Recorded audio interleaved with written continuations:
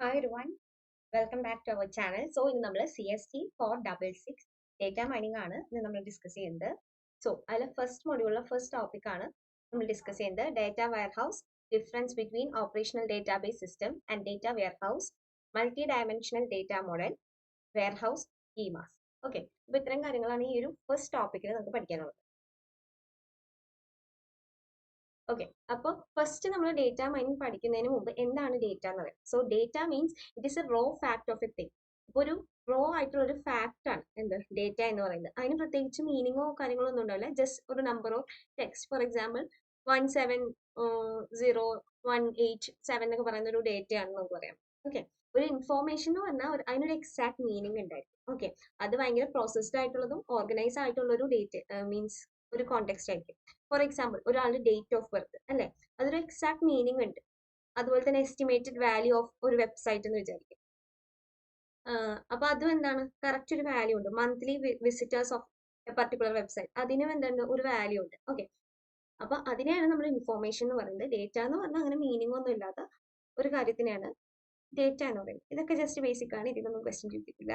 ഇനി what is data mining? So data mining is the process of discovering interesting knowledge from large amount of data.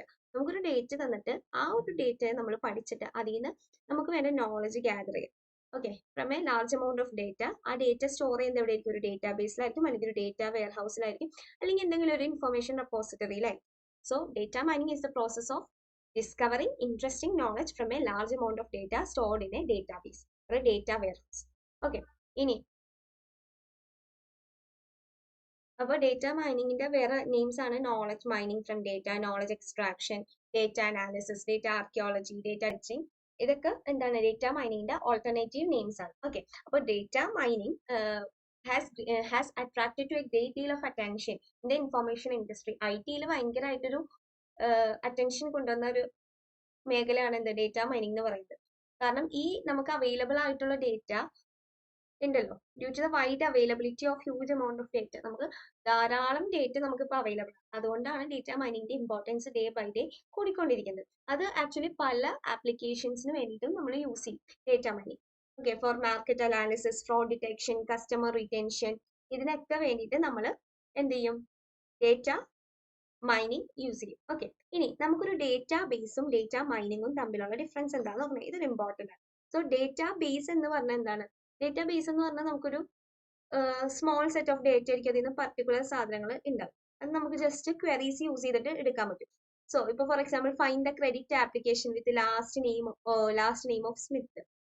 അപ്പോൾ credit application ഒരു particular table ഉണ്ടെങ്കിൽ അതിൽ കുറേ data ഉണ്ടെന്നായിരിക്കും. ആ ഡേറ്റയിൽ last name of Smith എന്താണെന്നുള്ളത് കണ്ടുപിടിക്കാൻ. അപ്പൊ നമുക്കൊരു ക്വയറി കൊടുത്തിട്ട് സെലക്ട് നെയിം, ആ ഒരു കണ്ടീഷൻ കൊടുത്തിട്ട് നമുക്ക് കണ്ടുപിടിക്കാൻ പറ്റും. Find all customer who have purchased milk. അപ്പൊ select star from customer who has purchased milk, അല്ലെങ്കിൽ purchase is equal to milk എന്ന് പറഞ്ഞൊക്കെ കൊടുക്കുന്നതാണ് ഡേറ്റാ ബേസ് എന്ന് പറയും. ഈ ഡേറ്റ മൈനിങ്ങിൽ നമ്മൾ എന്ത് ചെയ്യും? ചിലപ്പോൾ ക്ലാസിഫിക്കേഷൻ, ക്ലസ്റ്ററിങ്, അസോസിയേഷൻ, അതുപോലുള്ള ടെക്നിക്സ് ആണ് കൂടുതലായിട്ട് യൂസ് ചെയ്യുന്നത്. അപ്പോൾ ഈ പറയുന്ന ക്ലാസിഫിക്കേഷൻ എന്ന് പറഞ്ഞപ്പോൾ ഒരു ഡേറ്റ തന്നിട്ട് അതിൽ നിന്ന് find all the credit application who are poor creditors ആണോ, അല്ലെങ്കിൽ പുവർ ക്രെഡിറ്റ് റിസ്ക്, ആർക്കൊക്കെ പുവർ ക്രെഡിറ്റ് റിസ്ക് ഉണ്ട്. അപ്പൊ നമുക്ക് ഹൈ ക്രെഡിറ്റ് റിസ്ക്കും പുവർ ക്രെഡിറ്റ് റിസ്ക്കും എന്ത് ചെയ്യാൻ പറ്റും? ക്ലാസിഫൈ ചെയ്യാൻ പറ്റും. പക്ഷേ ഒരു ഡേറ്റാബേസിൽ നമുക്കത് പറ്റത്തില്ല, ക്ലാസിഫിക്കേഷൻ എന്ന് പറയുന്ന അൽഗോരിതം.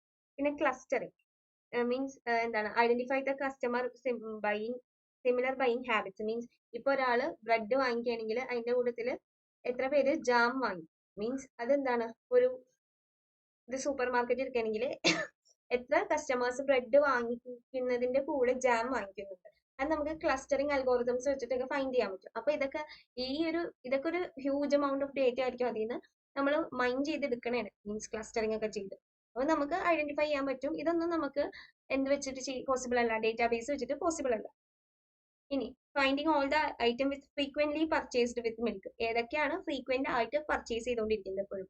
അതൊക്കെ അസോസിയേഷൻ റൂൾസ്, അതൊക്കെ നമ്മുടെ ഓരോ മൊഡ്യൂൾസിലായിട്ടാണ് വരുന്നത് ഡേറ്റ മൈനിങ്. അപ്പൊ ഇങ്ങനെ കുറച്ച് സെനാറിയോസ് തന്നിട്ട് ക്ലാസിഫൈ ചെയ്യാൻ വേണ്ടി വരും ഡേറ്റാബേസും ഡേറ്റ മൈനിങ്ങും ആയിട്ട്.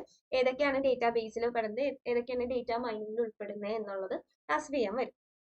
ഇനി operational database visas data warehouse. അപ്പൊ നമ്മൾ ഫസ്റ്റ് ഡേറ്റ മൈനിങ് എന്താന്ന് നോക്കി. ഇനി operational database and data warehouse തമ്മിലുള്ള ഡിഫറൻസ്. ഇത് നമുക്ക് ഇവിടെ തന്നെ സിലബസിൽ കൊടുത്താണ്. നമുക്ക് നല്ല ചാൻസ് ഉണ്ട് ഇതൊരു ഡിഫറൻസ് ക്വസ്റ്റ്യൻ ആയിട്ട് ചോദിക്കാൻ, ഡിഫറൻസ് ബിറ്റ്വീൻ. കാരണം ഡയറക്ട്ലി നമ്മുടെ ഇതിൽ തന്നിട്ടുണ്ട്. സോ ഓപ്പറേഷണൽ ഡേറ്റാബേസ് സിസ്റ്റമിൽ മെയിൻലി എന്താണ് ഡേറ്റാബേസ് സിസ്റ്റം എന്ന് നോക്കാം. മെയിൻലി ഇത് task perform online transaction and query processing. നമ്മളിപ്പോൾ പറഞ്ഞ ഡേറ്റാബേസ് തന്നെയാണ്. ട്രാൻസാക്ഷൻസും ക്വറി പ്രോസസ് ചെയ്യുന്നതാണ്. അത് ഓൺലൈൻ ട്രാൻസാക്ഷൻ പ്രോസസ്സിംഗ്, OLTP എന്ന് പറയും. Okay. They cover mostly day-to-day operations of an organization, purchasing, inventory, manufacturing, banking, payroll. ഇതുപോലത്തെയൊക്കെ ഡേ ടു ഡേ സാധനങ്ങളാണ് നമ്മൾ OLAP അല്ലെങ്കിൽ ഓപ്പറേഷണൽ ഡേറ്റാബേസ് സിസ്റ്റം വെച്ചിട്ട് ചെയ്യുന്നത്. ഇനി ഡേറ്റ വെയർഹൗസിൽ server user or the knowledge worker is in a role of data analyst and decision making. ഒരാളുണ്ടാവും, ഒരു പർട്ടിക്കുലർ ഒരു പേഴ്സൺ ഉണ്ടാവും, ഡേറ്റ അനലൈസ് ചെയ്യാനും അതിൽ നിന്ന് ബേസ്ഡ് ഓൺ ദാറ്റ് ഒരു ഡിസിഷൻ എടുക്കാൻ. Such system can organize the present data in various format in order to accommodate the diverse need of different users. അതിനെയാണ് ഓൺലൈൻ അനലിറ്റിക്കൽ പ്രോസസ്സിംഗ്, OLAP എന്ന് പറയുന്നത്. Okay. ഇത് online analytical process, OLAP. OLTP എന്ന് പറഞ്ഞാൽ online transaction process. Transactions ചെയ്യുന്നതാണ് ഡേറ്റാബേസിലൊക്കെ. Analytically process ചെയ്യുന്നതാണ് data warehouse. So OLAPും OLTPയും OLAPയും തമ്മിലുള്ള difference ചോദിക്കും എന്ന് പറഞ്ഞാൽ ബേസിക്കലി ഡേറ്റാബേസും ഡേറ്റ വെയർഹൗസും തമ്മിലുള്ള ഡിഫറൻസ് തന്നെയാണ് ചോദിക്കുന്നത്. So OLTP means it is a customer oriented. കസ്റ്റമറിനായിരിക്കും മുൻഗണന. It is use for the transaction and querying process by clerk, clients and information technology. OLAP എന്തായിരിക്കും? മാർക്കറ്റ് ഓറിയന്റഡ് ആയിരിക്കും, based on the data analytics by the knowledge workers including manager, executive and analyst. ഇനി OLAP system manages the current data. Current data ആയിരിക്കും OLTP use ചെയ്യുന്നത്. OLAP manages large amount of data. OLAPയിൽ നമുക്ക് historical data എടുക്കും, അതിൽ നിന്ന് summarisation ചെയ്യും, aggregation ചെയ്യും, അതിൽ നിന്ന് നമുക്ക് വേണ്ടി ഇൻഫർമേഷൻ മാത്രം വെച്ചിട്ട് ഡിസിഷൻ മേക്കിംഗ് ചെയ്യുന്നതാണ് OLAP. ഇനി ഡേറ്റാബേസ് ഡിസൈൻ ആണെങ്കിൽ ഇവിടെ എൻറ്റിറ്റി റിലേഷൻഷിപ്സ് ഒക്കെ നമുക്ക് കാണിക്കാൻ പറ്റും അല്ലെ. ER ഡയഗ്രാംസ് വെച്ചിട്ട് നമുക്ക് മനസ്സിലാക്കാൻ പറ്റും. ഇനി OLAPയിൽ നമുക്ക് സ്റ്റാർ, സ്നോഫ്ലേക്ക് അതുപോലുള്ള ഡേറ്റാബേസ് ഡിസൈൻസ് നമുക്ക് യൂസ് ചെയ്യാൻ പറ്റും. ഇനി view. OLTP focus mainly on the current data within the enterprise. ഇത് മെയിൻലി OLTP കറന്റ് ഡേറ്റേനെയാണ് ഫോക്കസ് ചെയ്യുന്നത്. പക്ഷെ OLAP എന്താണ്? Span multiple versions of database system. Means നമ്മൾ പറഞ്ഞല്ലോ ഹിസ്റ്റോറിക്കൽ ഡേറ്റ മുതലൊക്കെ എടുക്കും. അതെന്ന് പറഞ്ഞാൽ ഹ്യൂജ് വോളിയം ഓഫ് ഡേറ്റ ആയിരിക്കും ഉണ്ടാവുക. ഇനി access pattern. OLTP system consist mainly of short atomic transaction, ചെറിയ ചെറിയ ഓപ്പറേഷൻസ് ആണ് ചെയ്യുള്ളൂ. OLAP mostly read only operations. അതെന്താണ്? നമുക്ക് ആ തന്നിരിക്കുന്ന because most data warehouse store historical data. അപ്പോൾ ഹിസ്റ്റോറിക്കൽ ഡേറ്റ വെച്ചിട്ടായിരിക്കും നമ്മൾ റീഡ് ചെയ്തിട്ട് അതിൽ നിന്ന് ഓപ്പറേഷൻസ് കണ്ടുപിടിക്കുക അല്ലെങ്കിൽ അനലിറ്റിക്സ് കണ്ടുപിടിക്കുക. ഓക്കെ. ഇനി ഈ ഒരു ടേബിൾ നിങ്ങൾക്ക് പഠിക്കാനുണ്ട്. ഇത് ഉറപ്പായിട്ടും പഠിക്കുക. മെയിൻലി ക്വസ്റ്റ്യൻ ചോദിക്കാൻ ചാൻസ് ഉണ്ട്. ഓപ്പറേഷണൽ പ്രോസസ്സിംഗ് ആണ് ഇവിടെ. ഇൻഫർമേഷൻ അല്ലെങ്കിൽ അനലിറ്റിക്കൽ പ്രോസസ് ആണ് ഇവിടെ. യൂസർ എന്ന് പറയുന്നത് ക്ലർക്ക്, DBA ഡേറ്റാബേസ് പ്രൊഫഷണൽ. ഇവിടെ നോളജ് വർക്കർ മീൻസ് എന്താണ്? അനലിസ്റ്റ് ആവാം, മാനേജർ ആവാം. ഇവിടെ ഡേ ടു ഡേ ഓപ്പറേഷൻ ആണ്. ഇവിടെ ലോങ് ടേം ഇൻഫർമേഷൻ. DB എന്താണ്? ER ഡയഗ്രാം ബേസ്ഡ് ആണ്. ഇവിടെ സ്നോഫ്ലേക്സ്. ഇനി data means current and up to date data. ഇവിടെ ഹിസ്റ്റോറിക്കൽ ആൻഡ് അക്യൂറേറ്റ്ലി മെയിൻറ്റെയിൻ ആവുന്നത്. പിന്നെ നമുക്ക് പറയാനുള്ളത് പിന്നെ കുറച്ചും കൂടി പോയിന്റ്സ് ഉണ്ട്. ഇതിൽ പഠിക്കാൻ പറ്റുന്ന പോയിന്റ്സ് പറയാം. ഇതൊക്കെ നമ്മൾ പറഞ്ഞ പോയിന്റ്സ് ആണ്. നമ്പർ ഓഫ് യൂസേഴ്സ് ഇവിടെ 1000 ആണെങ്കിൽ ഇവിടെ ഒരു 100 ആയിരിക്കും. നമ്പർ ഓഫ് റെക്കോർഡ്സ് ഒരു 10 ആണെങ്കിൽ ഇവിടെ ഒരു മില്യൻസ് ഓഫ് റെക്കോർഡാണ് ഉണ്ടാകുന്നത്. പിന്നെ ആക്സസ് ഇവിടെ റീഡ് ആൻഡ് റൈറ്റ് ഉണ്ട്. ഇവിടെ മോസ്റ്റ്ലി റീഡ് ഓപ്പറേഷൻസ് ആണ് ഉണ്ടാവുക.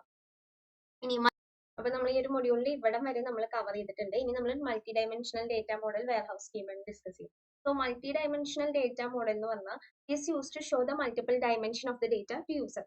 പല ടൈപ്പ് ഡയമെൻഷൻസ് യൂസറിന് കാണിക്കാൻ പറ്റും. നമ്മളൊരു സാധാ ഒരു ഡേറ്റാബേസ് എടുക്കുകയാണെങ്കിൽ ഒരു 2D ഡേറ്റയാണ് ഉണ്ടാവുന്നത്. അപ്പോൾ ഫോർ എക്സാമ്പിൾ ഇതിൽ നോക്കണമെങ്കിൽ മനസ്സിലാവും. അല്ലെങ്കിൽ ഞാൻ ഇപ്പോൾ വരക്കാം. അപ്പോൾ 2D ആണെങ്കിൽ നമുക്ക് ഒരു പർട്ടിക്കുലർ ടേബിളിൽ നിന്നെല്ലാം മനസ്സിലാവും. പക്ഷെ ഒരു 3 ഡയമെൻഷൻസ് ഉള്ളത് നമ്മൾ എക്സും വൈയും ആക്സസും മാത്രം വെച്ചിട്ടായിരിക്കും യൂസ് ചെയ്യുന്നത് അല്ലെ. 2 വാല്യൂസ് വെച്ചിട്ടായിരിക്കും നമ്മളൊരു ടേബിൾ പ്ലോട്ട് ചെയ്യുക. പക്ഷെ അതിനുശേഷം ഒരു 3 ഡയമെൻഷനൽ അല്ലെങ്കിൽ 4 ഡയമെൻഷനൽ ഡേറ്റ വരുമ്പോൾ എങ്ങനെ നമുക്ക് തന്നെ ഓപ്പറേറ്റ് ചെയ്യാൻ പറ്റും എന്നുള്ളതാണ് മൾട്ടി ഡയമെൻഷണൽ ഡേറ്റ മോഡൽ ചെയ്യുന്നത്. So it is use four ordering data in the database along with good arrangement. Proper ആയിട്ട് അറേഞ്ച് ചെയ്യണം. അപ്പോൾ കസ്റ്റമറിന് എന്ത് ചെയ്യും? കറക്റ്റ് ആയിട്ട് ഒരു അനലിറ്റിക്കൽ ആൻസർ അതിൽ നിന്ന് കിട്ടും. സോ ഇത് ഫാസ്റ്റ് മെത്തേഡാണ് കമ്പാരിറ്റീവ്ലി. പിന്നെ OLAP ഓപ്പറേഷൻസിനാണ് നമ്മൾ കൂടുതലായിട്ട് യൂസ് ചെയ്യുന്നത്. OLAP ആൻഡ് ഡേറ്റ വെയർഹൗസിംഗിനാണ് നമ്മൾ കൂടുതലായിട്ട് ഇത് യൂസ് ചെയ്യുന്നത്. ഇനി ഇതിലെ ഡേറ്റ ക്യൂബ്സ് ആയിട്ടാണ് നമ്മൾ റിപ്രസെന്റ് ചെയ്യുന്നത്. അപ്പൊ ഡേറ്റ ക്യൂബ്സിൽ നമുക്ക് it allows the model to view the data in many dimension. എത്ര ഡയമെൻഷൻ വേണമെങ്കിൽ നമുക്ക് വ്യൂ ചെയ്യാൻ പറ്റും. അതിനു മുമ്പ് നമ്മളൊരു ഫാക്ട് ടേബിൾ ക്രിയേറ്റ് ചെയ്യണം. ഫാക്ട് ടേബിളിൽ നിന്നാണ് നമുക്ക് ഡേറ്റ ക്യൂബ്സ് ക്രിയേറ്റ് ചെയ്യാൻ പറ്റത്തുള്ളൂ. ഓക്കെ,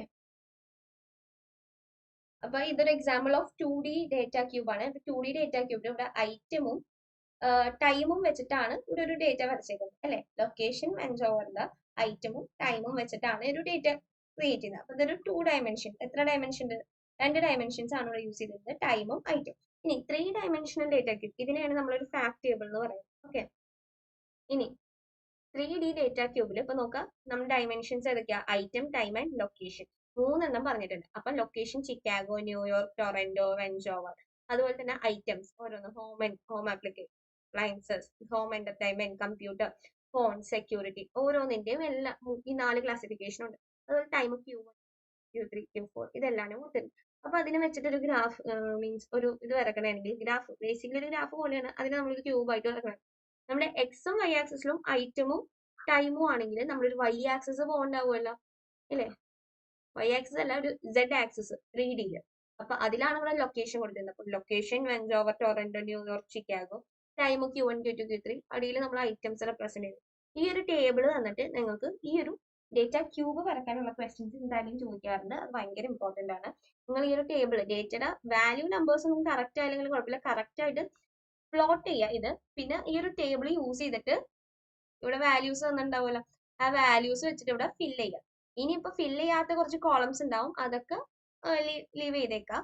അതൊന്നും കണ്ടുപിടിക്കാൻ പോകണ്ട, തന്നിരിക്കുന്ന ഡേറ്റ വെച്ചിട്ട് ഫില്ല് ചെയ്യാം. ഓക്കെ, ഇനി 4D ഡേറ്റ ക്യൂബിൽ ഇവിടെ ഒരു നാലാമത്തെ ഒരു ഡയമെൻഷനും കൂടി വരും. ഫോർ എക്സാമ്പിൾ ഇവിടെ എനിക്ക് സപ്ലയർ. അപ്പൊ നമ്മളിവിടെ സപ്ലയർ 1ന്റെ 2ന്റെ 3ന്റെ ഓരോ ഡേറ്റ ക്യൂബ്സ് വെച്ചിട്ട് വരച്ചിട്ടുണ്ട്. അതിൽ ലൊക്കേഷനും ഐറ്റവും ടൈമും ഒക്കെ ഉള്ളതാണ് അത്. ഇനി ഡേറ്റ ക്യൂബോയിഡ്.